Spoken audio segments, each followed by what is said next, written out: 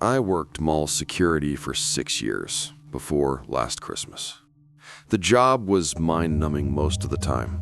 Shoplifters, lost kids, the occasional drunk.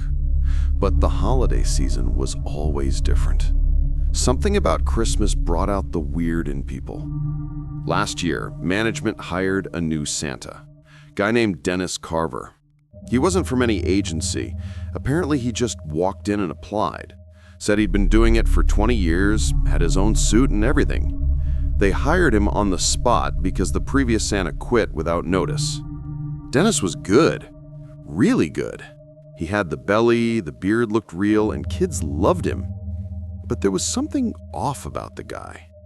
He took the job too seriously. He'd show up 3 hours before his shift and wouldn't leave until they physically locked up the mall. He never broke character, not even on his breaks.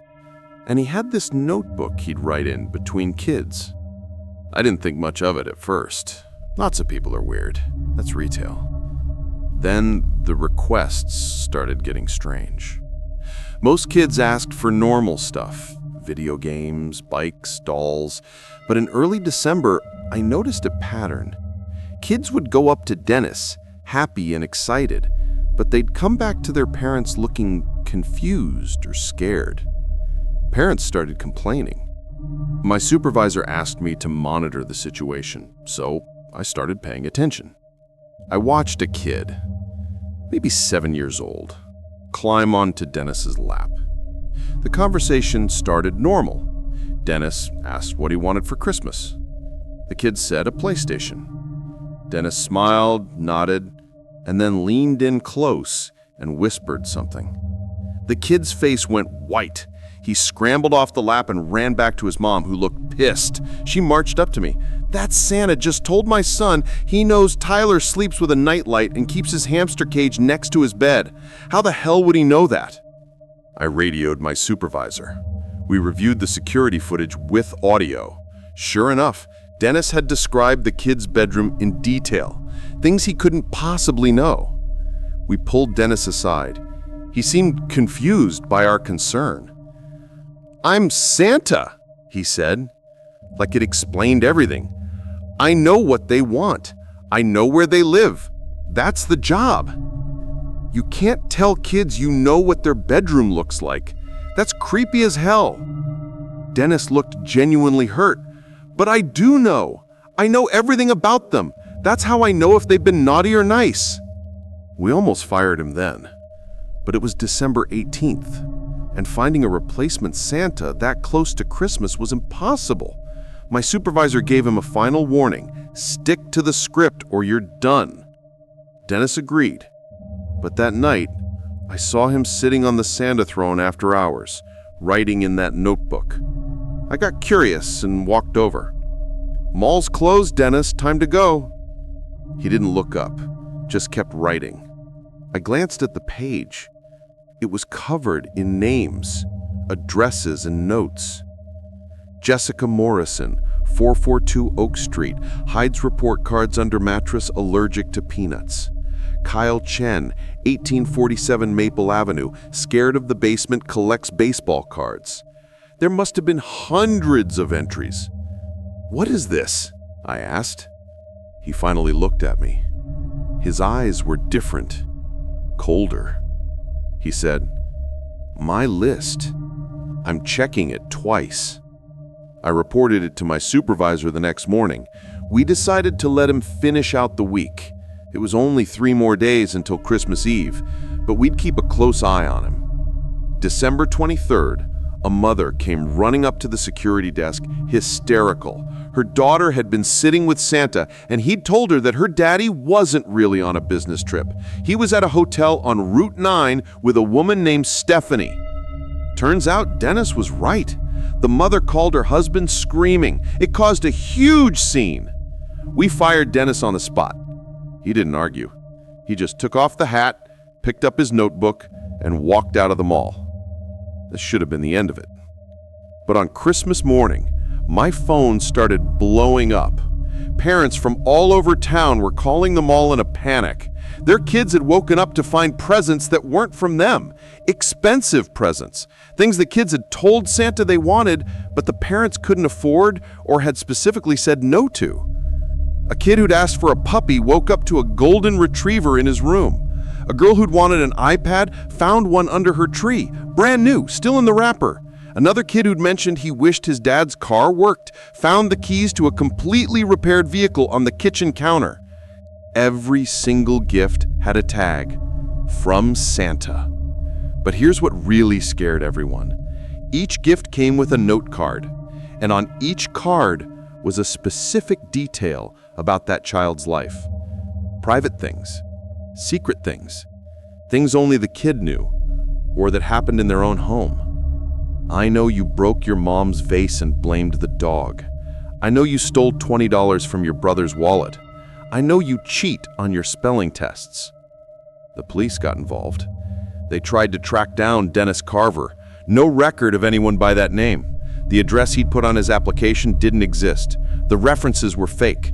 Even the security footage from when he applied showed a man in a Santa suit, but his face was always turned away from the cameras or obscured. I visited one of the houses myself. The family lived in a gated community with security cameras everywhere. No footage showed anyone approaching the house on Christmas Eve, but the presents were there. The mother showed me the card that came with her son's gift. It said, "I know you cried yourself to sleep 47 times this year. You're not on the naughty list. You're just sad. I hope this helps." The kid had been bullied at school. Nobody knew how bad it was, not even his parents. I still work security, but not at malls anymore. I can't handle it during Christmas. The thing is, those kids all got exactly what they wanted. And Dennis, or whatever he was, knew things he shouldn't have known. Sometimes I wonder what was in that notebook, and whether he's sitting on some other mall Santa throne right now, checking his list, making sure he knows who's been naughty or nice. I used to work for the county doing electrical safety inspections. Nothing glamorous, checking outlets, breaker boxes, making sure people weren't about to burn their houses down. During the holidays, we'd get tons of calls about Christmas lights, and I'd have to drive around telling people their decorations were fire hazards.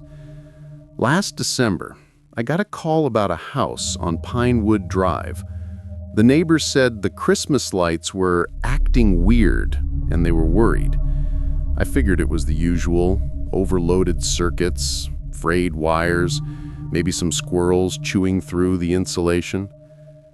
The house looked normal enough when I pulled up. A nice 2-story colonial with the full Christmas treatment. Lights everywhere. Icicle lights on the gutters, net lights on the bushes, those big LED candy canes lining the walkway, an inflatable Santa on the lawn that had seen better days. I knocked. A woman in her 40s answered, looking exhausted, dark circles under her eyes. She seemed almost relieved to see me. "Thank God," she said. "Please, come in." The inside was decorated too, but in that obsessive way that felt off. Every single surface had something on it, garland on every door frame, ornaments hanging from the ceiling fan, 3 different Christmas trees in the living room alone. "Ma'am, I'm just here to check your electrical setup. The neighbor called about the lights," she interrupted. "They won't stop." I didn't understand what she meant at first. Then I noticed her hand was shaking. "My husband, Tom, he loved Christmas, loved it more than anything." She sat down heavily on the couch. "Every year, he'd add more lights, more decorations. It made him so happy." Past tense, I got that sinking feeling. Tom died 3 weeks ago, heart attack, right there in the garage while he was untangling the lights. "I'm very sorry for your loss, ma'am." "I tried to take them down," she continued, not really listening. "I can't do Christmas this year. I just can't. But every time I unplug them, they come back on. Every single time."